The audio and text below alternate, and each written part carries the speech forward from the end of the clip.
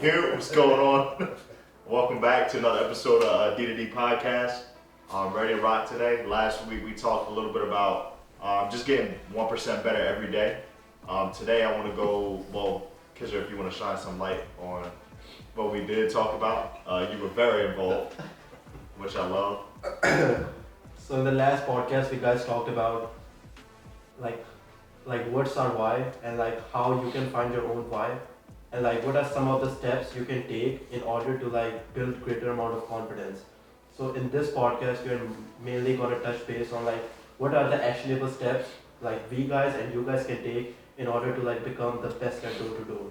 Right. And this is one thing we wanted to talk, and when we discussed a really important thing that we should talk about is a lot of people, not even a lot of people, a lot of you guys are gonna work your 9 to 5 job, and that's the work that you put in. You do your little side hustles, whatever, after the case may be. But even it's like when you're doing your job in the 9 to 5, what are you doing in your 5 to 9? That's also gonna help you propel yourself in your career. Not only your career, but your business and everything outside of there. But so we got a special guest, as you could tell. I don't know his name. Young boy, Biggie, man. Biggie? Big boy, what up?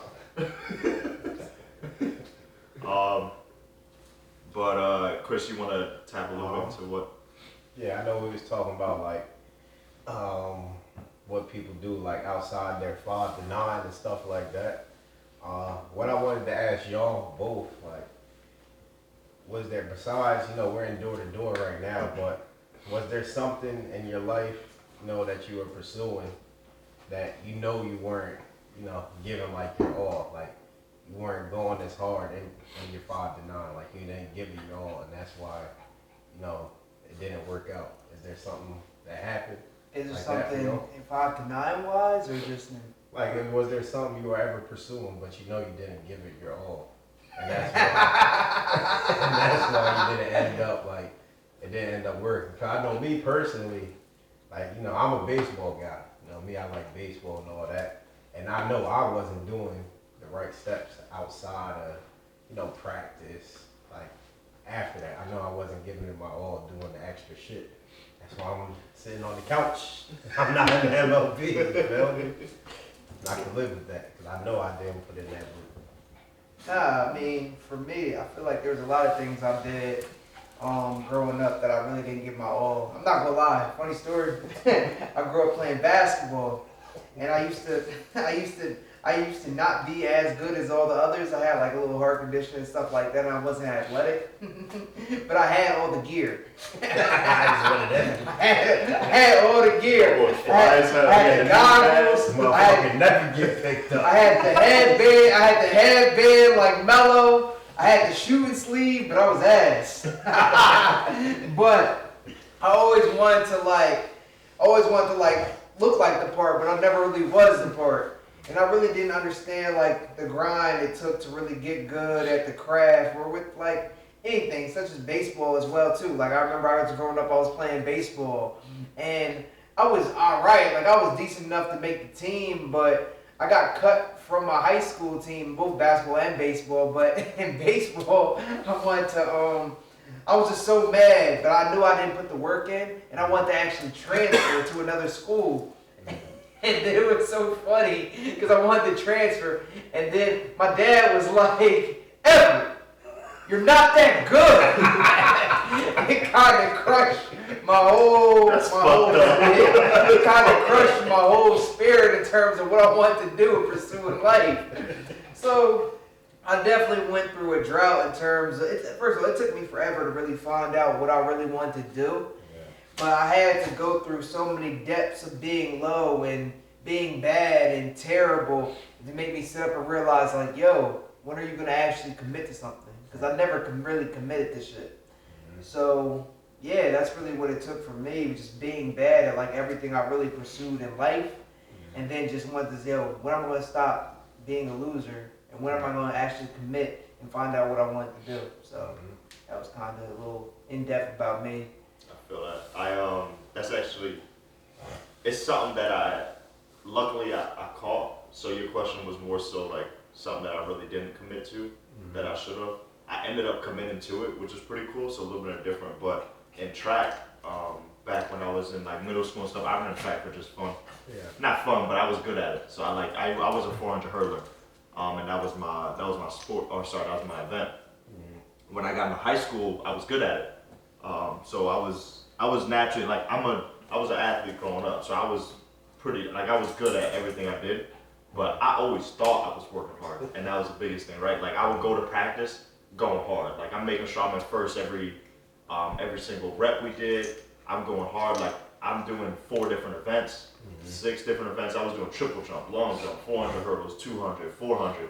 I was doing all those events and working my ass off. But it was funny because my teammates used to kind of like the OGs, like the guys that were like nice. On my squad, they was kind of like made fun of me, like, yo, Dad, go so hard in practice, don't get no faster. And like I took that to heart back then. I'm like, fuck you mean? I'm like, yo, they kind of right. Like I haven't been getting better, but yeah, I go so hard in practice. And for me, it never really clicked. Like I was going so hard, and it's crazy because I was actually in church this morning, and I forget what exactly he said, but it was basically like he was saying that God said stop, or he was talking about God, and he said you get something hard and you keep chopping down your trees, and you keep chopping down trees, it doesn't allow the tree to make fruit that you're actually supposed to bear and like, you know, progress from. And it was like, it just wasn't the right season for that fruit to grow. You'll see like how that ties in, but basically when I finally got into college, or I started to realize, I'm like, yo, I've only been working hard for 2 seasons. Winter and spring when track is going, so it's like I'm already trying to catch up. I'm too late. That's why I wasn't getting no better, because the other 2 seasons I wasn't doing shit. But it never clicked to me. I was like, why am I not working hard year round? And like that's a little bit of like the 9 to 5, right? We want to work hard when it's time to work, but like when it's off season, it's like that's everything. Like if you're not working in the off season, you're not doing nothing. And once I finally realized like, oh shit, I gotta work hard in the off season too. Finally worked 1 full year round. I got ripped that year. I got faster that year. I broke my own records that year. And I'm just like, oh shit. I had to go outside of myself to really get that. I was only given, should be like 60%, but I didn't even know. I thought that was my 100. Right. So a lot of times we don't even realize what our 100 or 110% really is, which is fire. But I guess to finish it off, my last 2 years of college, like that's when I really started to figure it out. I was going to the gym all the time. Not only was I going to the gym, but kind of talking on the sense of hard work. A lot of people think they work hard, but it's like, okay, you're working hard for how long? Are you actually doing things in that time you're actually working hard?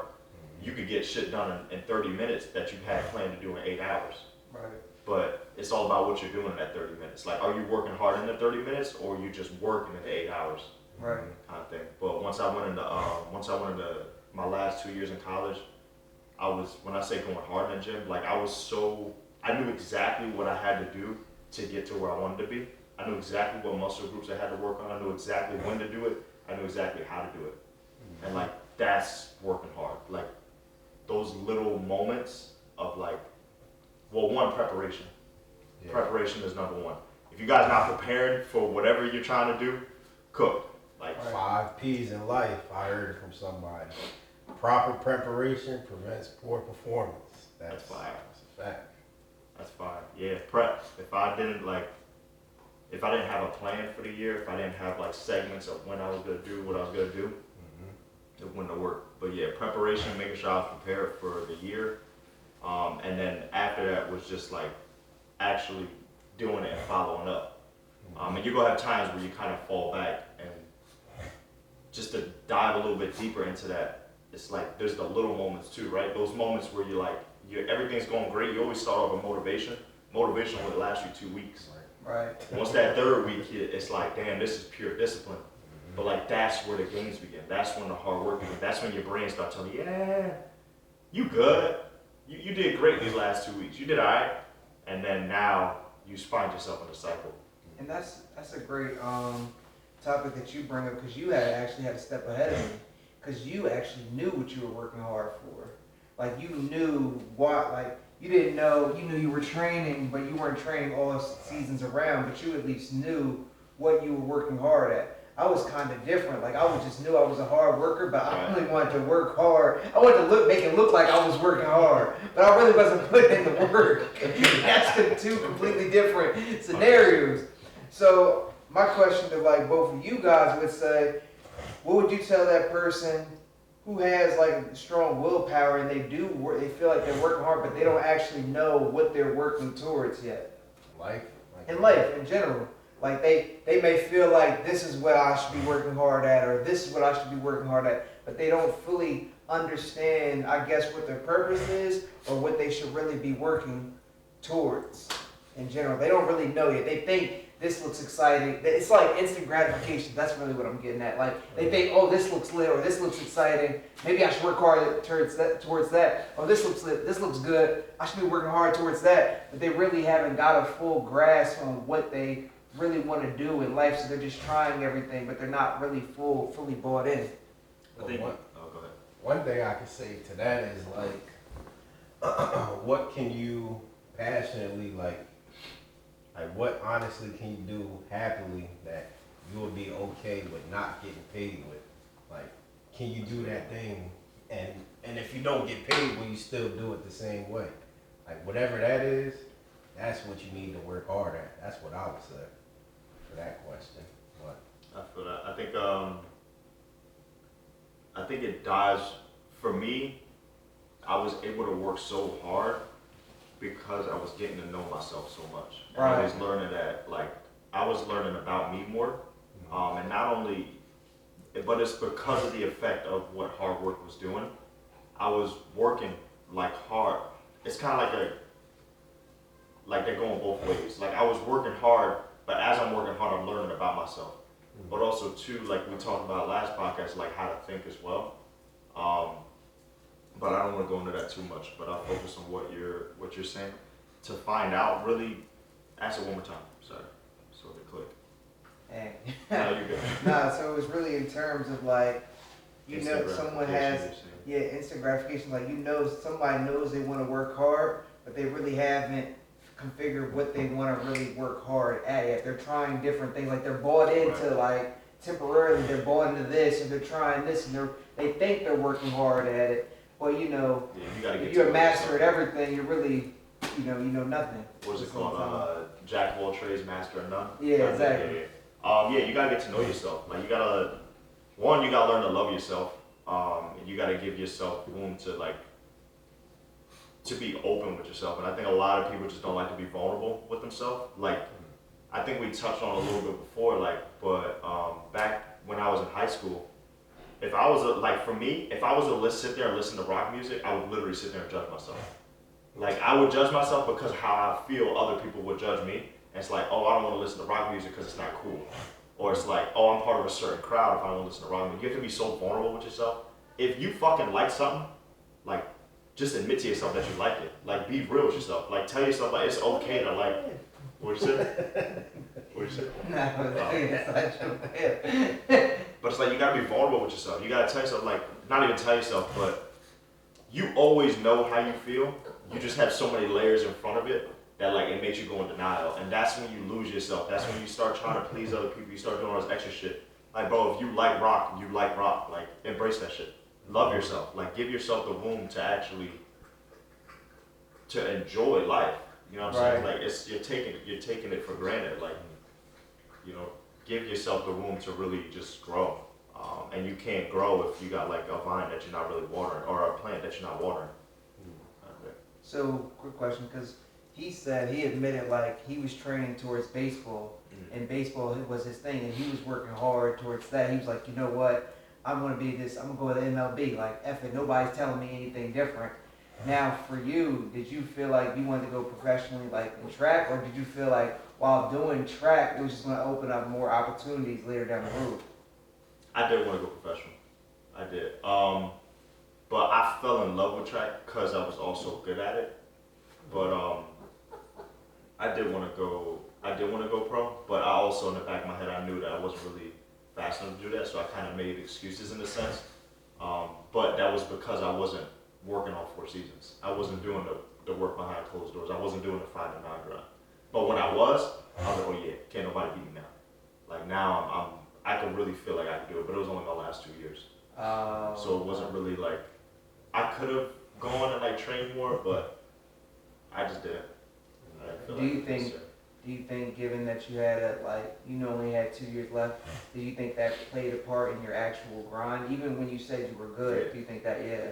Because it was like, I knew that was it. I was like, if I'm not going to put everything in the last 2 years, I don't want to go to heaven and be like, yeah, so you ain't, not even I don't want to go to heaven, but more so like, I don't want to graduate and be like, yeah, that, I missed out. And I kind of did feel like that. My last race ever of my senior season, I was, damn shit, this shit gonna make me cry. Cause I cried when this happened, but my last race ever, I was fucking feeling peak, like, wasn't nobody's gonna meet. And I was trying, my goal all year was to go to nationals. And I was right there. I needed to run like a 54 and 400 hurdle. I needed to run like a 54 mid.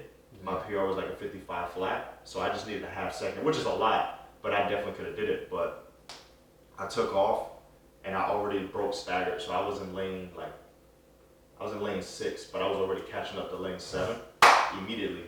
But I went over my first hurdle and I was going so fast, like I was in such good flow that my steps were off. And like, if you ever run track, you know, or 400 hurdles, you have a certain amount of steps in between each hurdle. So if you're at a step, you're not in sync of what you normally do. So now you kind of got to go conscious. Like you can't be unconscious no more. So I was already a step ahead because I was moving so fast.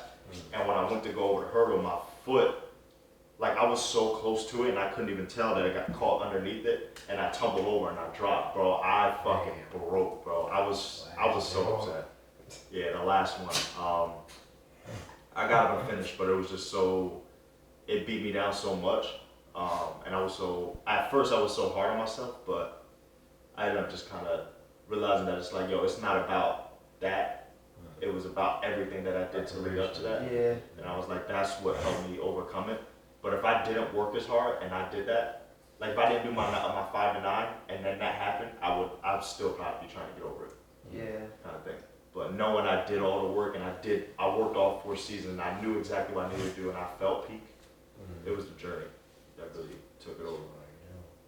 I know we talk about like hard work and stuff like that. We all, you know, our time being here at Victor, we have found some form of success being here. What would be like, what kind of steps are you taking outside of being in the office to, you know, make sure y'all are, you know, you being better than the next person? Like what are you doing to make sure you're better than the next person? Yeah, for sure. There's definitely many protocols I'll take in order to get better. First, keep it simple, just studying over the script. I think that's number one, just looking over the script. Also, using the resources. Can I cut you off real quick? When we say studying over the script, it's also in a sense of like process, like not a physical script, but like a physical script, but also a mental like process that you want to go through. But sorry, continue. Yeah, for sure. But definitely looking over the script that we have, not just even reading over it, like studying my cadence, how I'm gonna approach people, my little like my pre what do you call it? Like when you know when you walk up, before you walk up, not pre walk. Yeah, my pre warm up, with warming up, how I'm gonna my warm up, how to kind of gauge and read people. That's very big. The research that Chris, Dev. Another thing that we really, Dev actually implemented more so in the newer office that we feel that will help us as a department is sending each other recordings. That's very huge because now we get to gauge, we actually get to gauge in terms of like how someone else might say. Now we're still sticking to our guts and we favor the people we favor and we have our own process, but it's always good to get another perspective in terms of how another person does things or how someone else is getting success at a high level. So there's really like a lot of steps we do. But also with this job, it's very important because you can't, I've never had a job like this where you can give yourself an out. Like you have to be accountable for almost anything. If the weather is 15 degrees, you gotta prepare for that shit. If it's 100 degrees. Speaking of that, it's supposed to be like 8 this week, so Yeah. I'll be ready for that. Yeah. Single digits. Yeah, we'll see. just joking.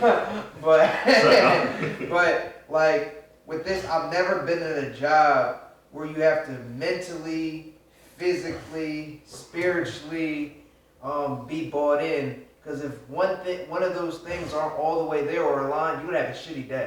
It's straight like that. Like this job, you have to have the mental endurance and toughness in order to be good. Or it's like it's either you're here or you're not, and there's really no in between with this job. But you definitely have to prepare and make the necessary adjustments to be successful. I feel that. What did you ask again? Like what steps are you taking outside of being at the office to make sure you're better than the next person, to ensure your success? It's a good question. So I focus on a couple areas. So for me, overall, I knew that if I'm not happy, I can't perform at the job how I want to perform. So once I figured that part out, I was like, okay, what makes me happy, right? My relationship. I guess I refer to more when I was should I refer to when I was a mentor or when I was like just starting? I think just started. Just starting. So my relationship, my relationship with the people at work, and my spouse. So it's like I had goals that I'm constantly working towards every day to make sure that like my relationship's good. So like for me, I was still like getting to know my girl at the time as well. Not getting to know her, but like we're always constantly getting to know people. But like getting to know her in the sense of like still learning her habits, things like that, trying to see what works best. But making sure that she's good. Like if I can make sure she's good, like in the sense of just happy, she's growing happy, cool. I'm in return, I'm happy. I'm a big giver. So it's like if she's happy, I'm okay. Like we're good to rock. So making sure she's right. So that was like a lot of my 5 to 9, but also to my dogs, right? I want to do the best thing for them. So like if they're happy, I'm happy. So like if I'm giving, I know it comes back and I receive. So that was a big thing for me. But also too, just as a rep to actually get my skill better. So that was more so for my will, my willpower to actually do the job. Now to get my skill actually better, after my first month, I went through like a sophomore slump, we call it. But when I went through my sophomore slump, I was kind of in a wreck. But what I learned after that is, my boss was telling me, he's like, you got to go back and study the script, like you said. So I went back, studied the script, rebuttals, all that stuff. Had him like, yo, I'm coming in at 7 a.m. Like I'm already prepping myself to come in early, so I'm putting more than just 8 hours. I'm coming in 7 a.m. I need you to come in and just like talk to me about my pitch. Cool. It didn't work the first day. Like it's not gonna be like a oh shit moment all the time. But it's like you do the little steps that get you to that spot, and over time, the 1% that you keep putting in, it's gonna stick in your head, and now it becomes habit. So now I'm doing the right things by habit. Now I don't have to think about it no more. So for me, that was kind of like what I was doing a lot. Like I was always like in the office early, or asking to come into the office early. I shouldn't say always. I wasn't always doing that, but just doing that kind of work. Camps, making sure it's like I'm engaged in the camps. I'm kind of like trying to figure things out. In the field, I'm making my phone calls, so it's like those little things. But mainly when I got home, it was like making sure my relationship's good, making sure my kids, my dogs are good, and then Yeah, because I feel like some people maybe feel like, I studied the script, I know it word for word, it should automatically work. Why is it not working? And like you said, you were figuring stuff outside of the job. Like that has to be right in order for me to even find any type of success. So I think that's a big thing that people probably they try don't to take serious. Yeah, like, they be like, oh I'll keep my outside life separate. It's like with this job, you gotta be right as a person. Like find yourself. This job's gonna help you though with that. Find yourself as a person and help you hold you to be accountable to yourself. Because with this job, man, you can't lie to yourself with this job. Not at all. Facts. Not Facts. at all. You going denial, you gonna be on the zero blanking. I feel that 100%. So I guess that goes into